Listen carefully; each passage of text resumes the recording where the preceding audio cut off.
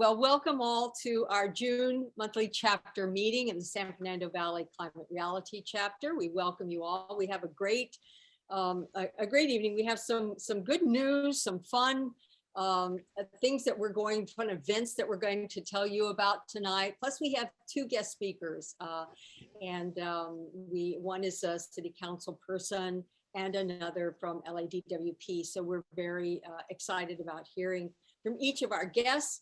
We always like to open with a land acknowledgement to honor the land that we're on.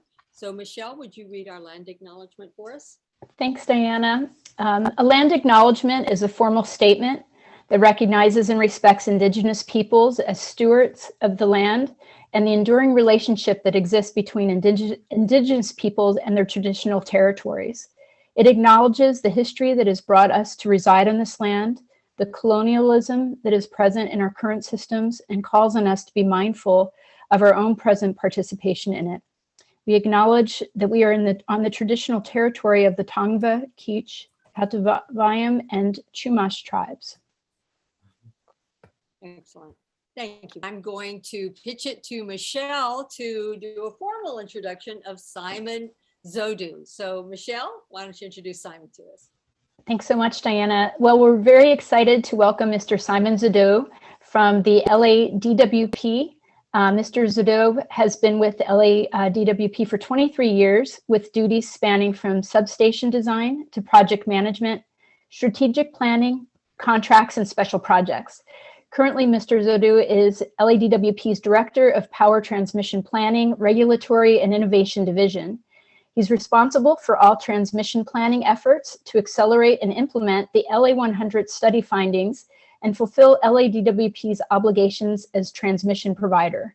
He also leads the LA100 Equity Strategies study in collaboration with NREL and UCLA. Mr. Zewdu holds an undergraduate degree in electrical and computer engineering and an MBA in finance. So please give a warm welcome to Mr. Zewdu. Good evening, everyone. Thank you for that gracious remark. I'm so happy to be here. Just want to thank the Climate Reality Chapter for this invitation. I would like to share my screen, and please let me know if you can see. So today we're going to discuss a very important topic to the Los Angeles Department of Water and Power. And it's important not only to the utility, but it's very important and consequential for the community at large across the city. And other city departments can actually leverage or use some of our findings that we are looking forward for next year and implement them for equity purposes. So I would like to, if I may, provide some background on the LA100 study. I'm sure many of you have heard of it. Maybe a presentation has been made for you about LA100 study. This is a study that started back in 2016, 2017. It ended in 2021. This is the foundation of why we have to do an LA100 equity strategy study. The LA100 study is a result of a series of motions that were issued by the City Council. The City Council back in 2016 and 2017 directed LADWP to evaluate what type of investments will be needed to get to 100% by 2045 or even earlier. And in doing so, please let us know what's a technical feasibility? Is it even possible? If it's possible, what's the earliest year it can be done?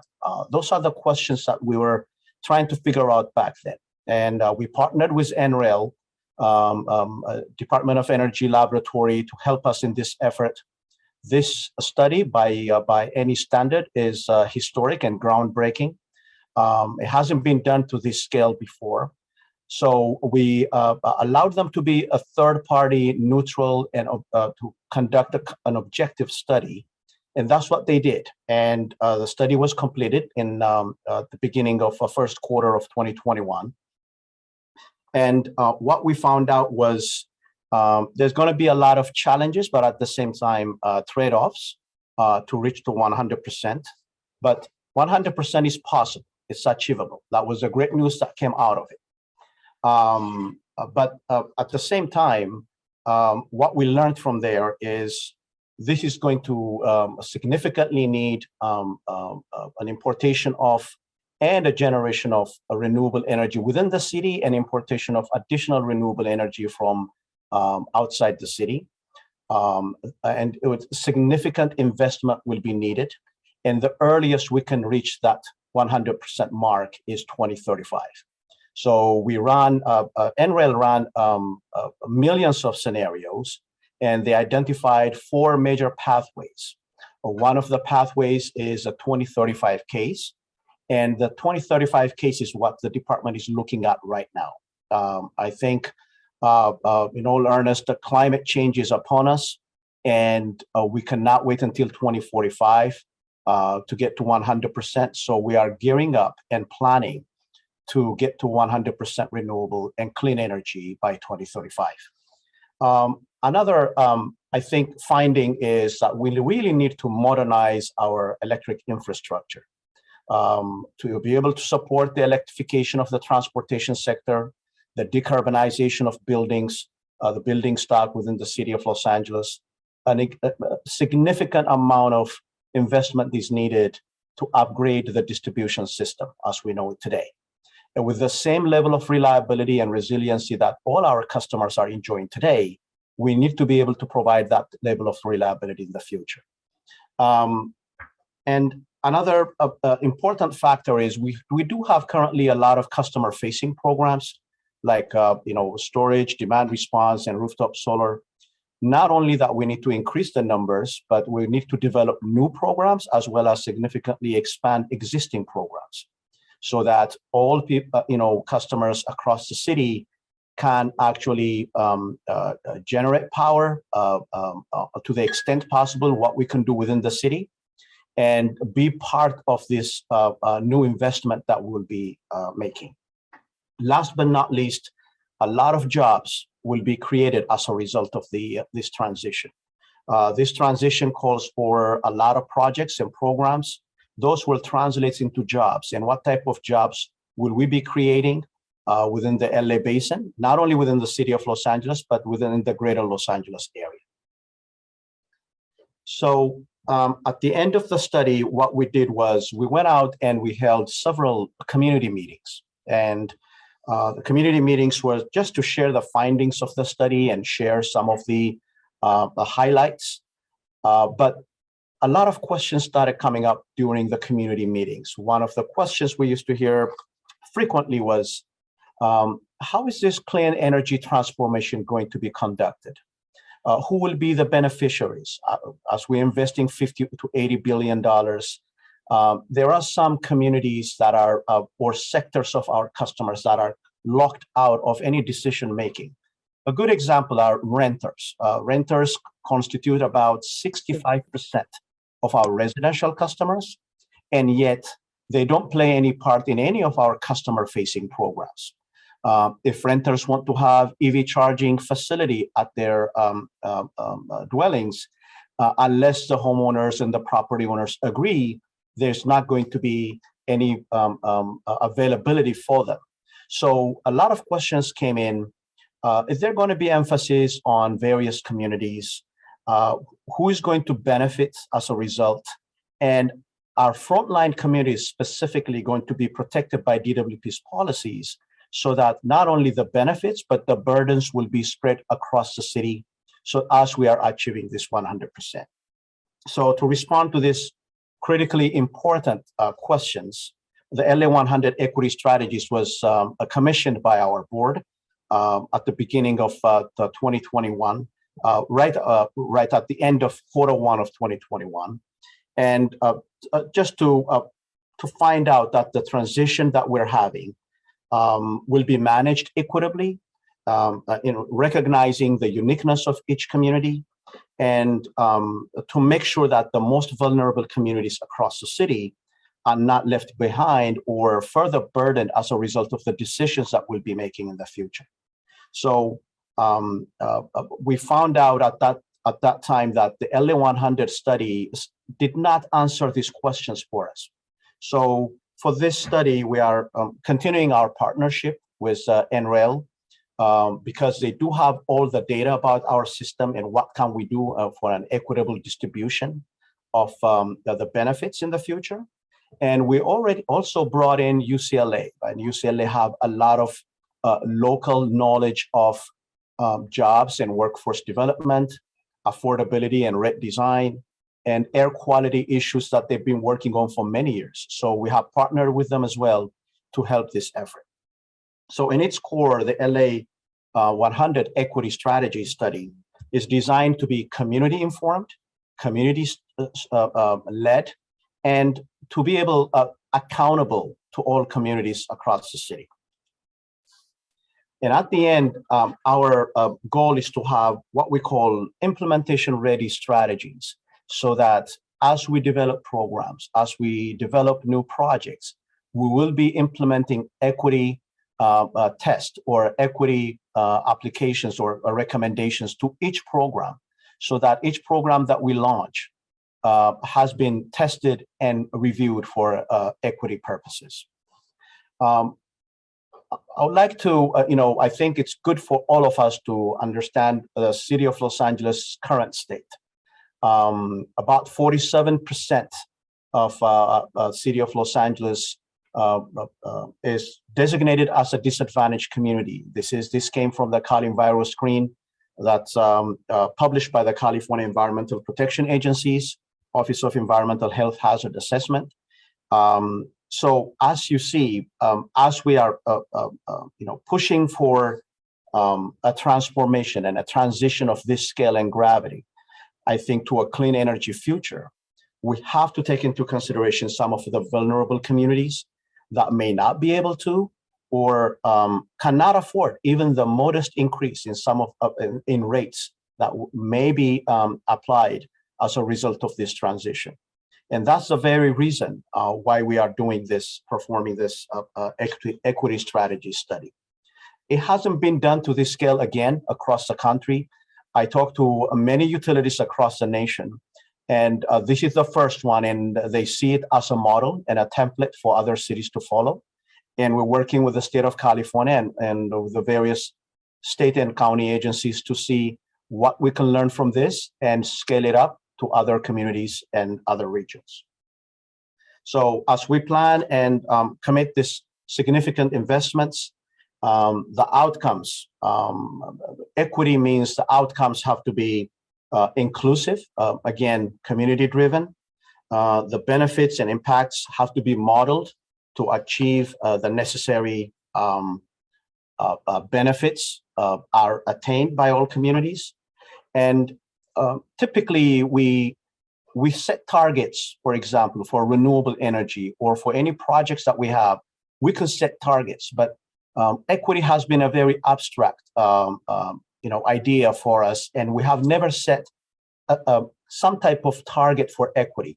So at the end of this study, we're trying to, we have to have the ability to set what equity looks like, what success will look like from an equity perspective, and how we can measure whether our projects and programs are deployed in a very equitable fashion. So we should be able to measure it so that we can tell what success will look like in the future. This is a concept of a just transition. This has been, it's not only a theory, that it's a practice that's gaining ground across the country and even globally under the United Nations banner.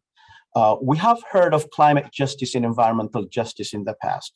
Climate justice primarily refers to the cause and effects of climate change. Environmental justice deals with focusing on the fair distribution of environmental benefits and burdens. But the most important piece that we're trying to bring in and analyze at this point is what energy justice is. It refers to a framework of achieving equity in the benefits of the energy system. However, while we are remediating some of the disparities that we have had in the past, specifically in some frontline and vulnerable communities, that have not been part of the benefits of the energy system in the past. And it's all about accessibility. It's about affordability. It's about equitable management of the energy benefits and energy systems benefits in the future. So this is our mantra, our motto within the equity strategy study. We're trying to achieve a just transition, and everyone within the city should feel it, should know it, and we're trying to do the right thing as a result. So if I may, I would like to get a little deeper and talk about the three tenets of energy justice. These are the three legs that actually really let us know how we should handle the study in the coming year. First one is referred to us as recognition justice. I'll start from that from the right-hand side. Recognition justice is about acknowledging some of the historical inequities to help us develop solutions for the future. You can call it, if you may, lessons learned from the past. We can see what type of investments we have made in the past and what areas or which customer sectors have been the beneficiaries. And how can we make sure that we will not, if there are any disparities, how can we make sure that we will not repeat those in the future? That's really a rearview mirror type analysis for us. Second one is procedural justice. Procedural justice is about enabling community stakeholders to be involved in framing the problems as well as developing some of the outcomes. This is about inclusion. This is about collaboration, working with the community. And for this study, community engagement is a big piece of it. And we are reaching out to community-based organizations to make sure that the procedural justice portion is led through a community-driven process. Last but not least is distributional justice. Perhaps this is the most laborious portion of the energy justice tenet. And this is about how we develop the equitable distribution of the benefits and burdens. And I'm repeating that phrase again and again because equitable distribution of benefits and burdens is what we want to have at the end of the day. Everyone will benefit and everyone will bear the burden of those benefits. Perhaps this is going to be the most painstaking portion of the study. NREL will be collecting a lot of information, and UCLA researchers as well, from the procedural justice, from the community, and do a lot of statistical analysis to come up with the most optimum equitable distribution recommendations that we can have in various sectors of the energy system programs and projects. Again, this is just to make a point. Our ultimate goal here is for all communities across the city of Los Angeles to share the benefits as well as the burdens of the clean energy transition, and to really identify what type of policies we need to put in place to achieve such outcomes. Prioritizing equity outcomes is going to be a very important factor for us.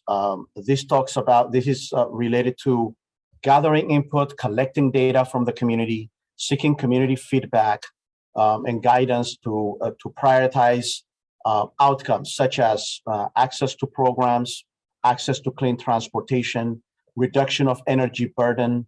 Energy burden is the percentage of one's income, a percentage of one's energy bill as opposed to their net income.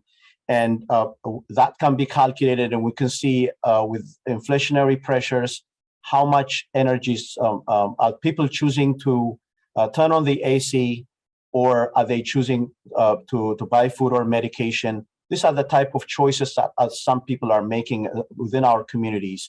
And we'd like to see what the energy burden is for each community and see what type of policies that we need to have so that everyone can benefit. Impact on housing. Some of the older homes are not very energy efficient. They don't even have an air conditioning. How should we restructure our energy efficiency solutions and programs to help those type of housing so that they can conserve energy, or there will not be any energy loss in their usage?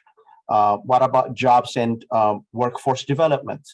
Are we going to have local hiring programs? Will we have project labor agreements in some of our projects? These are the things that we're looking at as part of the solution. So rates and affordability, the electrification of the transportation sector, building decarbonization, local solar and storage programs, reliability and resiliency of the system, the air quality and health of various communities across the city, and jobs and workforce development are some of the things that we're looking at. So from a governance perspective, we have convened two specific committees. And the committees are known as the steering committee and an advisory committee. The steering committee is a committee that constitutes of primarily community-based organizations. For the first time, LADWP has created a space for community-based organizations. And these are groups that have been typically long have been affected by energy inequities and yet lacked any type of space or invitation on discussions related to shaping the energy system in the future. So we have 15 members in the steering committee. The steering committee provides strategic and technical direction to the LA100 study.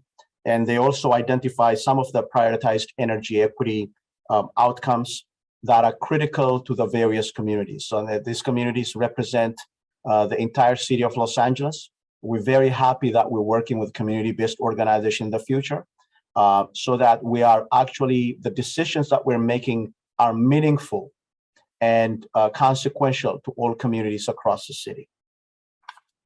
The second committee we have is an advisory committee, a much larger committee. We have about 31 members, primarily comprised of city council districts. All 15 council districts are offices are represented. Energy and environmental justice advocacy groups, city agencies and organizations. It is very important that we have the city departments and agencies within the committee, such as Department of Housing, Department of Transportation, the City Planning Office, and Port of Los Angeles World Airport. They do have their own initiatives when it comes to clean energy, and they do have a lot of motions that they're working on issued by the mayor as well as the city council. How can they collaborate with us as we are trying to achieve equity? How can we leverage each other's programs to make sure that we actually do things more efficiently in a more collaborative manner? And we have invited them in advisory committee to work with us. We have brought in our labor unions that are part of the discussion. We do have USC as an educational institution, and we do have the Neighborhood Council Alliance representing neighborhood councils as well. So we are basically have created this space that is actually providing us with a lot of technical expertise, experience-based expertise, and for all issues that we discuss with the steering committee, we bring it to the advisory committee for further criticism, to seek additional comments, perspectives, and feedback from the advisory committee. The advisory committee meets every bi-monthly, and the steering committee meets on a monthly basis. So, so far, we have been very successful. Both committees have stepped up, and they're really helping us in shaping up what equity would look like within the LADWP energy prism. Shown here is a timeline of the equity strategy study. We expect to complete the study in May of 2023. So we have a little bit less than a year to go. As you can see throughout the study, there will be a continuous community engagement that includes a lot of listening sessions and large community meetings. The listening sessions are more like focus groups, a very intimate group, 8 to 15 participants. And we talk about specific topics in depth. And we get a lot of information from those. And we work with the community-based organizations to bring members of the community that are available to help us discuss this issue, share their experiences and what they wish to see and what they want to see as an equitable outcome. So the study, again, is about collaboration. It's about working with community stakeholders.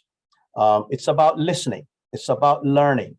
It's not about LADWP going to the community and informing them what we are working on. For the first time, we are doing the opposite, which is we are actually asking the community, these are the possibilities. What do you think? What is your input to this? And I think it's working very well, and others see it as an excellent example that they can use elsewhere as well. So at the end, we would like to be able to measure success in this in our equity strategies. It has to be fair and it has to be meaningful to everyone. Both NREL and UCLA analysis teams are working around the clock. They're very excited. Both teams are, it's their first time working on an equity strategy on a very technical level. And it's not an abstract for them anymore. It's data-driven, evidence-driven, and I think everyone is very excited to see the result. As part of this process, we have created a website. It's ladwp.com/LA100 for equity strategy. The topic of equity, for utility customers is becoming increasingly important. And as more investments are allocated for energy-related projects, equity, as in sharing the benefits and the burdens of policy outcomes, will be an important subject that will be discussed for many years in the future. So DWP takes this very seriously. I'm very pleased to share with all of you that our Board of Commissioners, as well as our General Manager, take this very seriously. They are actually champions of this study, which means a lot. Management sponsorship is the first thing that's important for any organization to have a successful initiative. And the support is there, the commitment is there, and at the highest level of this utility. And we believe DWP will set a new standard here. Your utility will set the standard for a successful energy transition, which we'll be proud of, and it can be used as a model for others. Beyond LADWP, and I'm very pleased that when I heard Kathy Schaefer talk about the Justice 40 earlier, it was quite interesting, something that I thought about this morning, and I wanted to include it as part of this presentation. Beyond LADWP, the topic of equity has become a subject of interest at all levels. It's not only local, at the state level and at the federal level. And as more investments are allocated for energy-related products and projects through local action or the Department of Energy grants, and through the recently passed infrastructure bill, for example, equity is increasingly becoming part of the implementation process. So one example is the Justice 40 initiative. This is perhaps one of the first executive orders that was signed by President Biden as soon as he took office on January 20th, 2021. And it echoes the same sentiment and direction that the federal government is having for equity. And it's intended to steer funds from the Department of Energy for specific clean energy projects and some other projects listed here, where 40% of these investments specifically go to disadvantaged communities that have been locked out of this type of investments, so that we can clean up the air, use renewable energy, and all the good things that we would like to see, and reach 100% and clean up the air and avert the threats that we're having from climate change. So this is a very important initiative. I'm glad, Kathy, that you mentioned it.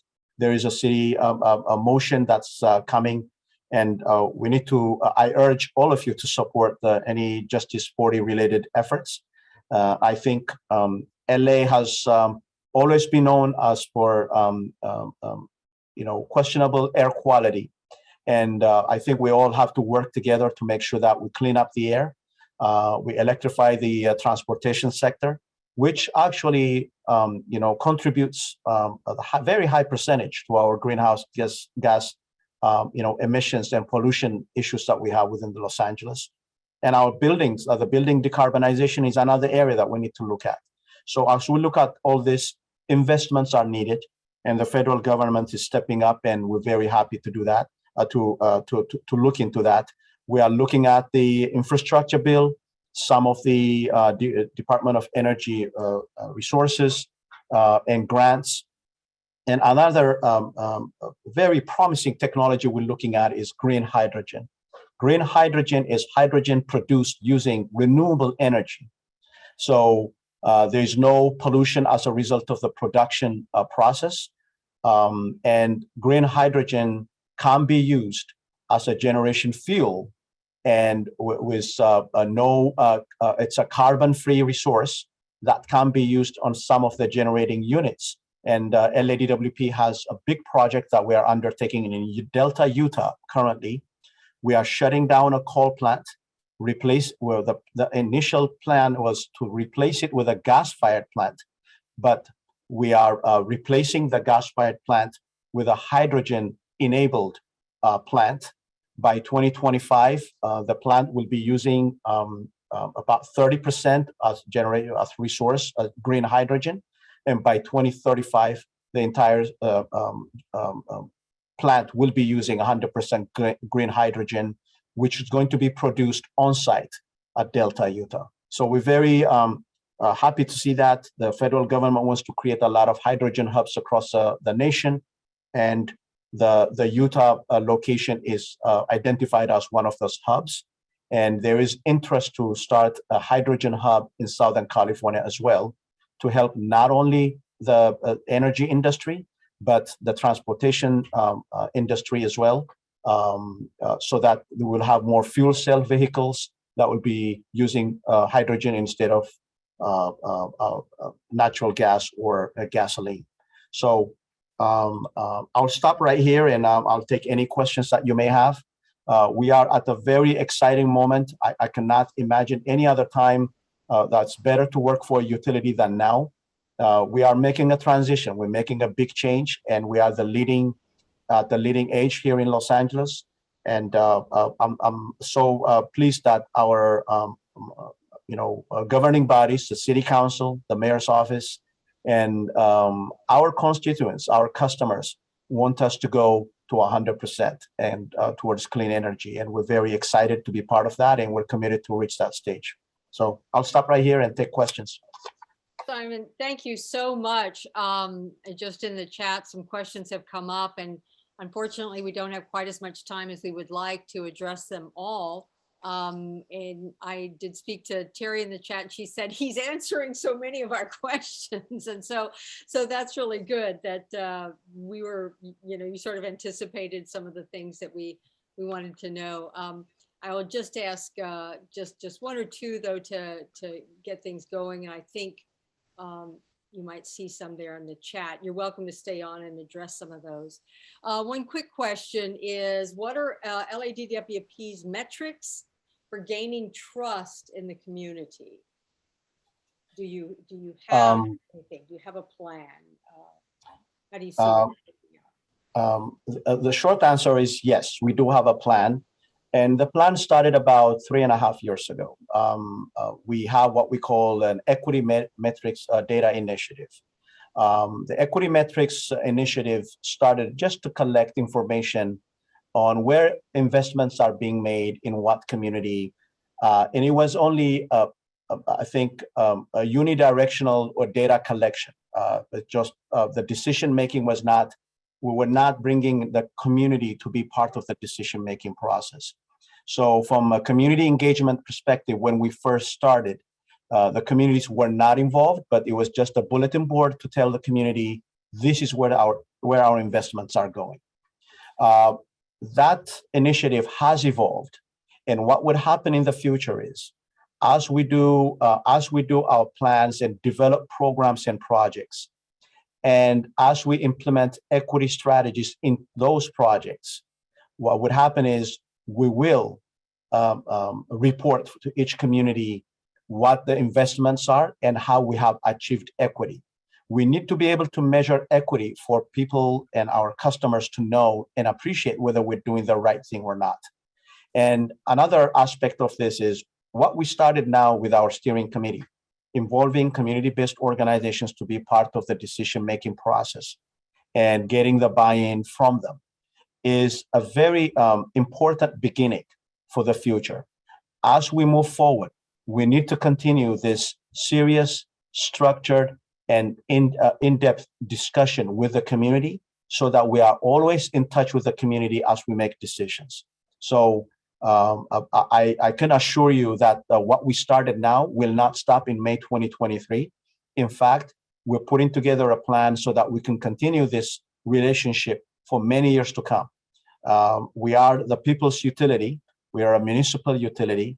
And for the first time, I think this communication with the utility has, with our customers and the community has increased. And I think a year from now, I will be able to confirm what that plan would look like in a long-term basis. Thank you so much. I would love to invite you back to do a follow-up. It sounds like you're going to be learning a lot over the next year, at least till May 2023. Would you come back and catch us up on where you are? And yes, absolutely. Please let me know.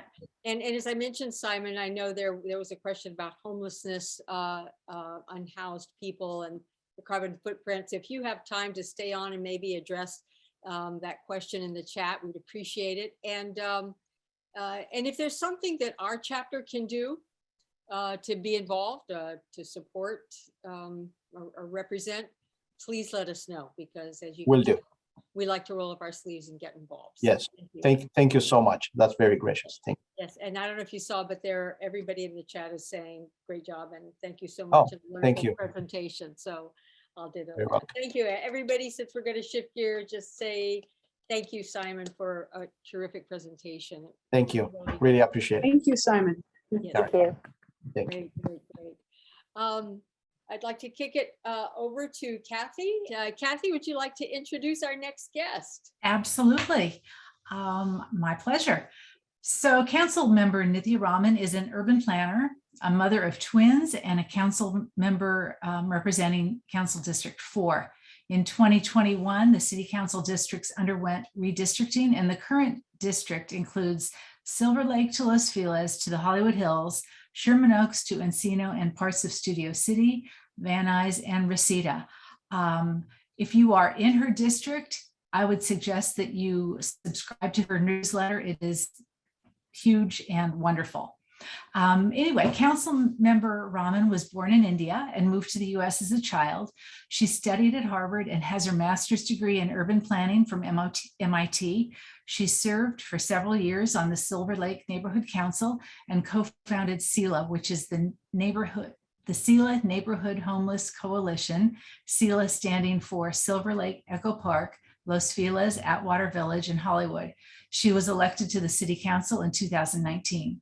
She serves on several City Council committees, and her two priority issues include delivery of compassionate and effective services for people experiencing homelessness and the city's climate goals. So welcome, Council Member Raman. Thank you for being here. Yes, thank you so much for having me. And I should say that I got elected in November of 2020. So I haven't been in council that long.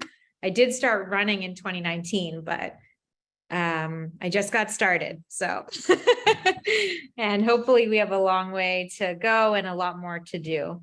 And I just wanted to thank you all for inviting me today. I'm here really just to talk about the motion for decarbonizing new construction here in the city of Los Angeles, which went through council a couple of weeks ago. It's very, very exciting. I don't know if you all saw the LA Times editorial boards ringing support, endorsement and support of this motion.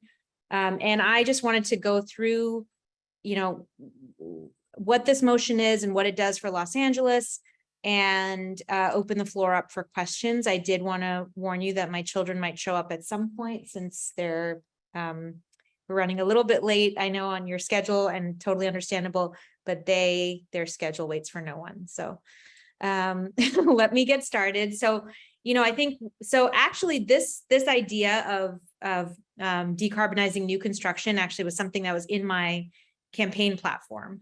And I talked about it a lot. I talked about it as something that many other cities in California have done, across the country have done. I think for us, as we're looking at rising temperatures, you know, rising wildfires, more severe droughts, more deaths from heat exposures is something I'm particularly worried about. I'm also seeing worse air quality threatening residents' health. For me, this motion, this idea of saying that we're going to have zero carbon emissions in new construction feels like both things. One, it feels like bold and immediate action that we need to take, but it also feels long overdue. And isn't that the way it is with all climate action? It's like, we need to do it. We got to think big. And then once you do it, you're like, gosh, you know, we should have done this 15 years ago. But that's the nature of the moment that we're in with regards to climate change. And I think one of the challenges is that, you know, I also serve on AQMD, which is, you know, deals with air quality issues for all of Southern California. It's a 10,000 square mile region. And what I've been realizing as I've been serving in that role, the mayor appointed me to that role in February of this year, which is very, very exciting. And I think part of the reason I was appointed to it was because I've been very, very focused on climate issues since I started in council. But what I've learned, and I think what my time at AQMD has really reinforced, is that the low-hanging fruit of what we can do to address climate action is really gone. And, you know, a lot of the challenges that we have up ahead are big, big challenges.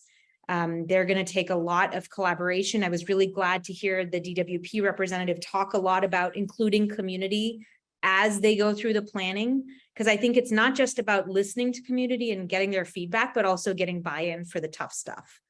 And I think if we are really going to get to a cleaner, healthier, more sustainable city, that's a vision that I know we all share. I will say that the details of this are not going to be easy to take on. And I think they're going to have repercussions on households, on businesses. And I think this particular motion is a first step, but there's even harder steps up ahead on this particular issue. So I introduced this motion actually I think it was a year after I got into council. And one of the reasons that it took that long was because I wanted to make sure that there was real buy-in behind it. And I was really proud to say that when we introduced the motion, it was co-sponsored by, I think, a number of the key players on the council who are responsible for moving climate legislation forward. So I co-introduced it with Councilmember Mitch O'Farrell, who is the chair of the climate committee. And so all climate legislation that comes through the council goes through his committee. I needed his support. He had to share that vision in order for that to go through. Councilmember Koretz has been a great partner on environmental legislation from day one, and he was also a co-presenter. Councilmember Marquise Harris Dawson was also a co-presenter. Because this impacts buildings, and he chairs the Plum Committee, I knew that his buy-in and his belief that this was a thing that we needed to be doing was also integral to moving this forward quickly through council. And finally, Council President, who sets our agendas for full council, was also a co-presenter. And so we had really, I think, a really strong set of co-presenters. And that work was done in advance of presenting the motion. A lot of work goes into motions before they're introduced, especially the successful ones, the ones that make it through the entire council process, to get buy-in from partners within council. And I feel like we had the right assortment of people who are supporting this motion for it to be able to move through council in a very, very timely fashion, which I'm very, very excited about. We also did a lot of discussion with outside groups, both environmental justice organizations, environmental experts, people who had worked in San Francisco on their efforts, and with labor, to understand how we needed to shape the motion in order to ensure that we were able to get to an outcome next January that will be very, very powerful and effective. And we did all that work beforehand and introduced the motion, and now it's already gone from motion to passing full council. Basically, the motion does the following. It charges a few different departments, actually 2 departments that are key, but asks them to reach out to a few other departments as well. So it's the Department of Building and Safety working with the Climate Emergency Mobilization Office, which has been set up in City Council. It was actually established through a motion that was kicked off by Councilmember Koretz, and it essentially enshrines community participation and puts into place a process through which the city engages with community groups and environmental justice groups and frontline communities for its work on addressing climate change.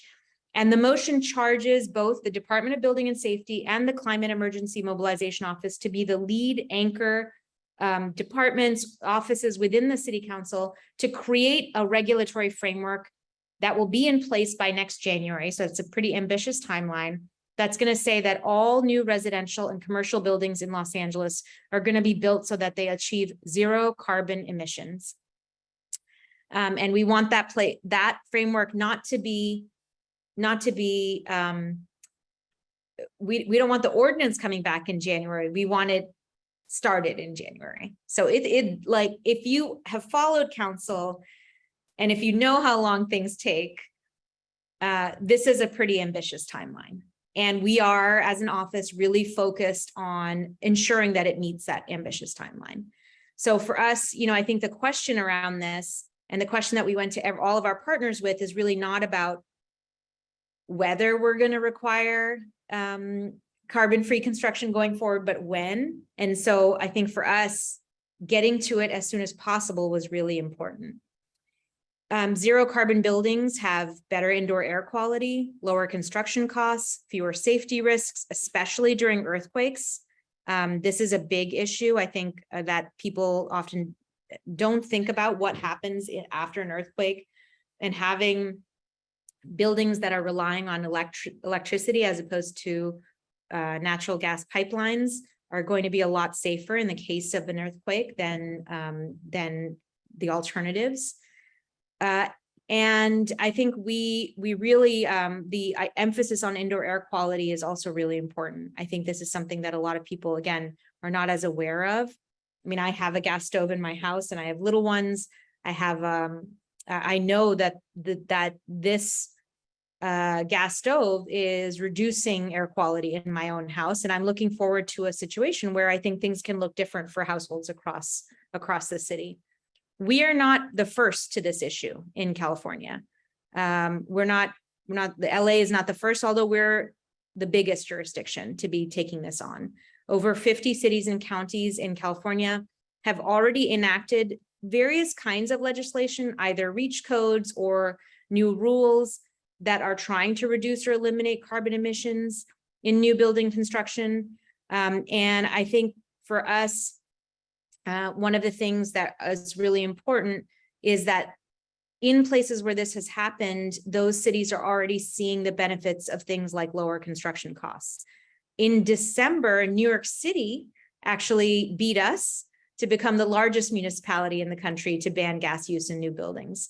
And it was a process that I think had a lot of opposition from the fossil fuel industry. Real estate developers also pushed back against it. But the New York City Council voted to require that all new buildings under 7 stories are going to go electric by December of 2023, and taller buildings will have until 2027 to reach that goal. This is for new construction, not for existing construction. And I think one of the reasons why we included the Climate Emergency Mobilization Office, or CEMO, is because of our extensive conversations with environmental justice groups. when we have talked about this issue in the past, and when the city has taken on climate-related changes in buildings in the past, there has been, I think, some feedback and some real impacts that have placed some of the negative impacts of these changes on communities that are least able to afford it. I think this will be more true for retrofitting construction, right? So I think for new construction, this is not going to have differential impacts across different different households of different incomes. But I think it's important to make sure and include thinking about how differential impacts might be felt in the planning of this, because after this comes the really hard part, which is thinking about retrofits, right? And that is going to be really expensive. That's going to have hugely differential impacts on different households. And I think for multifamily units versus single family units, retrofits, that's going to be a really, really tough challenge.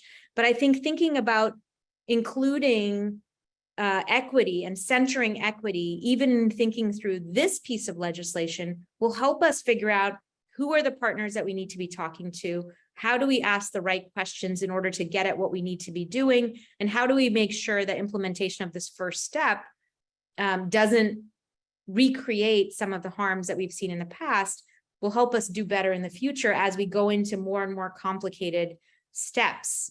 And for those of you who don't know, the CEMO, the Climate Emergency Mobilization Office, is going to be essentially undertaking a set of climate assemblies across the city. These are going to be opportunities for community groups and for individuals to be able to provide feedback to the city on its climate goals. And I think this timing, to time it along with these climate assemblies, will allow us a really, really essential opportunity to make sure that we're getting these ideas out there, and to make sure that this first step and every step afterwards of building decarbonization is really grounded in a very, very participatory process. I also want to say that, I'm going to just turn the light on here. Is that better? Sort of. Let me see if there's another light. Hold on. Sorry, I'm in a dark. I'm not at my desk because the children are in the next room. So, I think one of the things that we want to also make sure is how we think about workers who have depended on natural gas piping, pipe fitters, essentially from the pipe fitters union. But there are, I think there might be other workers who may be affected. How do we think about these workers as we transition our buildings away from natural gas as a fuel source? And I think one of the things that I'm very excited about is that in San Francisco, when they put forward this process, they've actually piloted a way through which buildings have been asked to think about gray water reuse. And so what happened in the construction, in those constructions, is that there was more work for pipe fitters in the way that they thought about their legislation. Now, that may not be exactly what happens here, but to me, that example provides us an insight into how, when well crafted, legislation does not have to mean that jobs disappear. In fact, it can mean that some of these traditional workforces that have depended on fossil fuel infrastructure for their work find even more work in the future that moves us even further towards our climate goals rather than away from them. I'm really proud that the work that we did in this motion was done in partnership and in coalition with a lot of community groups, including the LEAP LA Coalition, Lane, various environmental groups, with city departments, and as I said, with labor, where we had a lot of discussions before we put this forward. This is hard work, and it faces real opposition. And I think there's also a lot of education that we need to do. There was an article, and there has been articles in the past whenever people have talked about electrification, about the impacts on wok-based cooking, for example. There was an article recently about Korean barbecue and whether this motion meant the end of Korean barbecue in LA. Well, first of all, it's not impacting existing restaurants. So it certainly does not mean that any of these restaurants will be impacted right now. It's only for new construction. But much of Korean barbecue actually relies on propane tanks. And so it would not be impacted by this legislation, even if the rest of the building were to be totally electric appliances. But, I think there's all kinds of ways in which you can think about ensuring that there are exemptions in place where there need to be exemptions. We do not want to replicate, I think, some of the, as I said, we don't want to create a system that does not take into account the ways in which different people rely on this infrastructure. But I do believe that we can get to a point where the legislation that comes into place on January 1st actually enables us to move forward with equity at its core and with support for people who may have trouble making this transition in this first phase.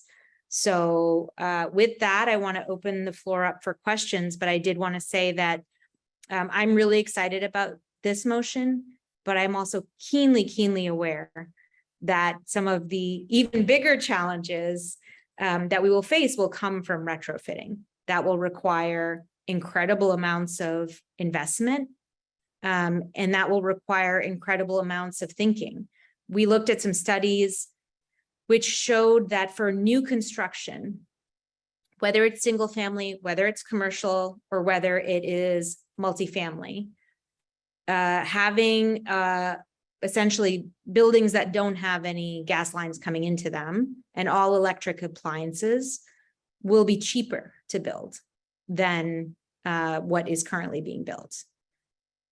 Unfortunately, for retrofitting, that is not the case. So for certain kinds of construction, if you look at studies, what it shows is that retrofitting that building will yield, let's say, cost benefits that will mean that the retrofit will kind of pay for itself over time.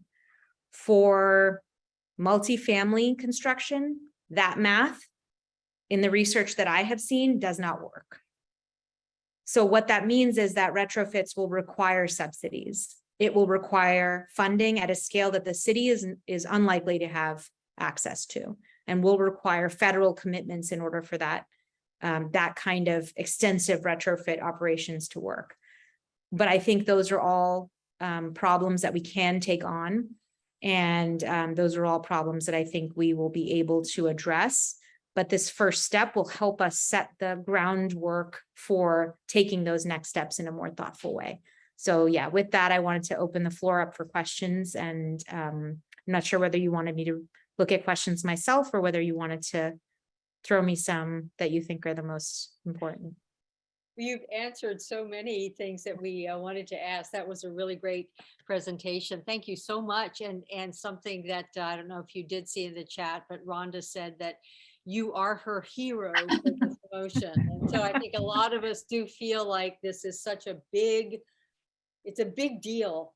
Yeah. And I really appreciate everything you said about how it wasn't easy and that you had to really do it through coalition. Thank you. Thank you for your diligence on this and for your work. We do have a question. Sharon, do you want to just open your mic and ask your question? Because I know you put that in the chat. And then if you do have a question for the councilwoman, why don't you drop it into the chat? Thanks. Sure. Hi, Nithya. Thank you so much for the presentation. My question is about the January 1st deadline. So is that going to apply only to things that, haven't even begun permitting yet? Or to things that, projects that maybe are in the permitting stage, but they haven't started construction? Or what about a half-done construction? Where is the threshold in the project phase for what it's going to affect?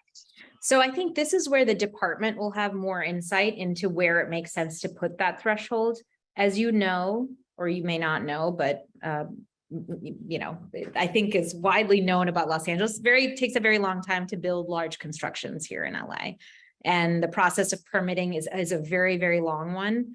So what I imagine is that for projects that are midway through construction, it's not going to apply to them. But I think where in the permitting process this line will be drawn will be left to the Department of Building and Services and with the input of the Department of Planning to determine. Because I think for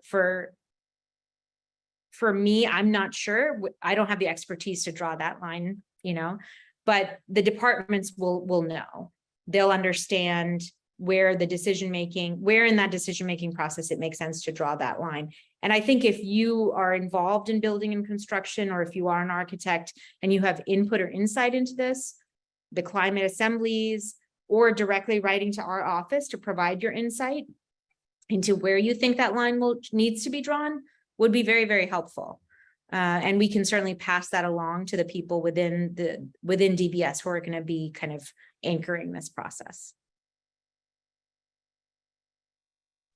If you have a question, Nithya, go ahead and drop it into the chat. Kathy, I know you started with a long list, which you already addressed. But they're already answered, which is awesome. But I do have a comment, which is that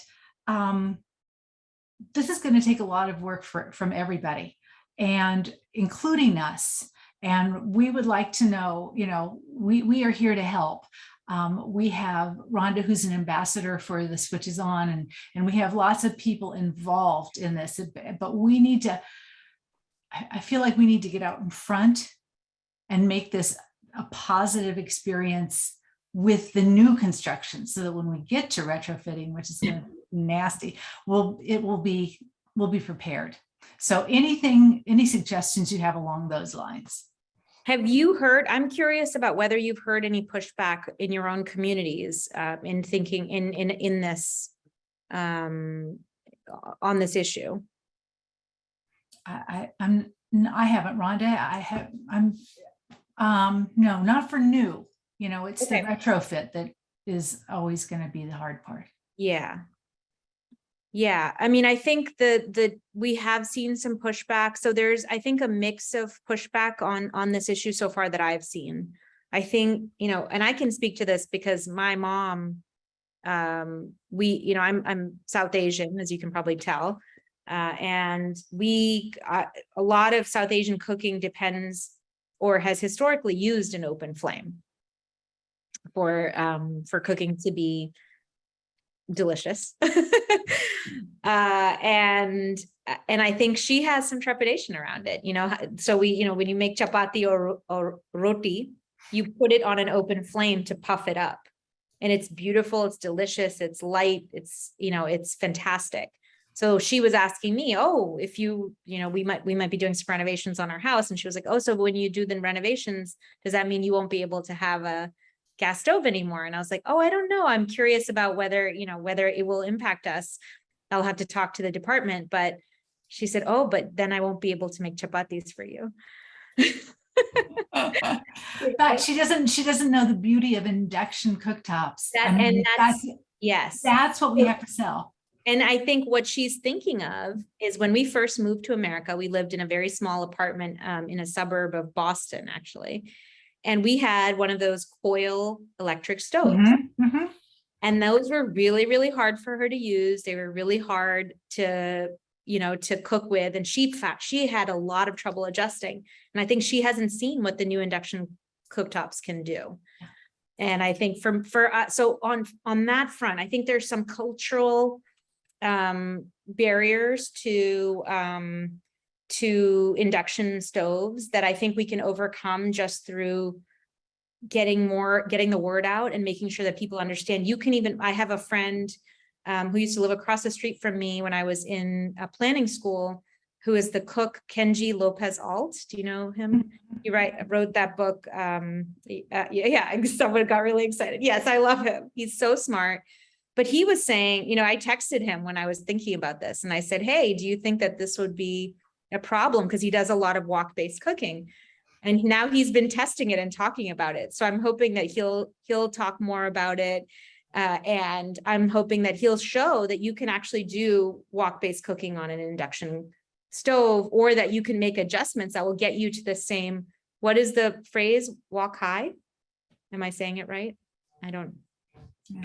To get that same kind of the flavor that you can get with these new tools, which I think is absolutely possible. So I think at this first stage, a lot of it is really about cultural barriers. And then of course, with restaurants, I think we will have to deal with the Restaurant Association and with restaurants overall to understand from them, what are the barriers you'll face for commercial kitchens? How do we address them? Is it an exemption? If it's an exemption, how many exemptions would we have to make? Is that counterproductive to our broader project, or is it possible to think of it within a slow process of transition? You know, I think what we want to do is move as quickly towards our goal. The perfect is the enemy of the very, very good. And so we want to get as quickly towards our goal. And so we want to be able to move forward with as little opposition as possible on this. But I think we can take some next steps that'll be great. Well, unfortunately, sadly, we are out of time. Oh my goodness. Yeah. We'll get the chat and maybe send you some select questions. That would be awesome if you could. Yeah. And what we could do, you know, I think, well, this was great. Like the timing was really straightforward. And if we could if I could be here, pop in for another 15, 20 minutes at another time, what I could do is as we move forward through this, I can come back to you with more questions or more updates, and also get you, to really kind of address any of the other questions that you might have as we move forward. And Sharon and others, you've brought up some important questions that I think we could definitely address. I did want to just, if you don't mind, could I just mention one thing, which is Lucy Garcia talked about gentrification and decarbonization. And I do just want to say that for new construction decarbonization, I do not believe that gentrification or a rise in the cost of housing will be the result, because of the factor that I mentioned earlier, which is that every study that I've looked at shows that new construction costs go down with no gas lines, with electrified appliances. I think the challenge that you're bringing up is important for retrofits. And I think that's where we'll have to do some real thinking about how do we prevent this from placing an undue burden on low-income renters?